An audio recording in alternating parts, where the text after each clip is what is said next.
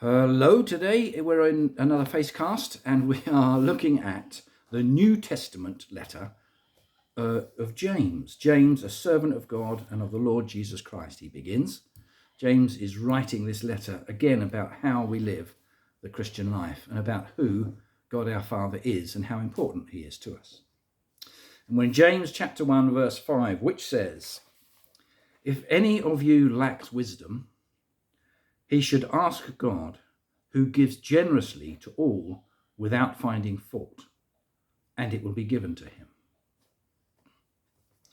If any of you lacks wisdom, well, that includes me, please, and it might well include you or those around you. We could all do with an extra help of wisdom, couldn't we? I mean, it would be quite a wise man who knows that he needs more wisdom, if you see what I mean.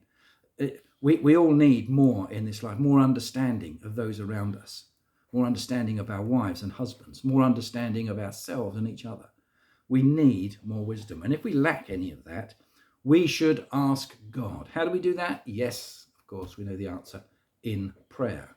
Prayer is our two-way communication with God.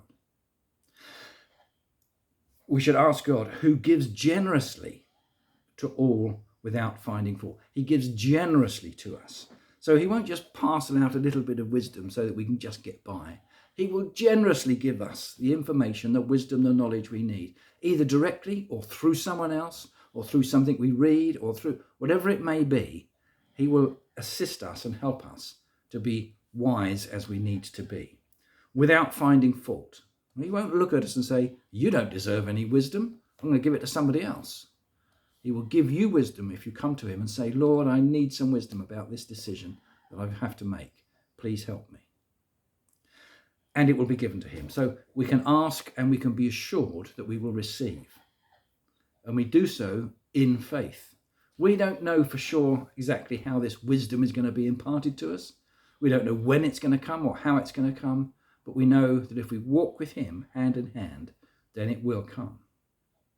This brings up another aspect of our relationship with God, which you'll have heard me talk about a good number of times before, and that is our covenant relationship with God our Father, made possible because of the sacrifice of Jesus, the Son. It's this covenant which I think is a wonderful concept for us to understand and dwell on in our hearts. It's this covenant of he being our God, we being his people, that is so important and so edifying for us, because it means we get to come to our Father and say, "Please, may I have this relationship with you? May I deepen and further this relationship with you?" And as we do so, he says, "Yes, of course, my children." And he brings us in with open arms. If any of you lacks wisdom, you should ask God, who gives generously to all without finding fault, and it will be given to him. Try asking God for the wisdom you need and see if you can be aware of and even surprised by the ways in which wisdom will come about in your life. Have a good day today. See you soon. Be wise.